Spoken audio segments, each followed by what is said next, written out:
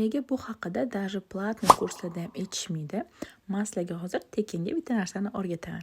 Tonalnilar yuz yillarga, porilarga kirib qolmasligi uchun, kun davomida yuz yilida yedirilib ketmasligi uchun tonalni shunaqa ko'p qilib surib olish kerak ekan.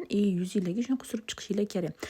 1-2 mil kutib, ho'l sponjikda tushovka qilib chiqishinglar kerak. Shunda koja o'ziga kerakligini shimib olar ekan, tonalnilarni keyin kun davomida yeb qo'ymas ekan.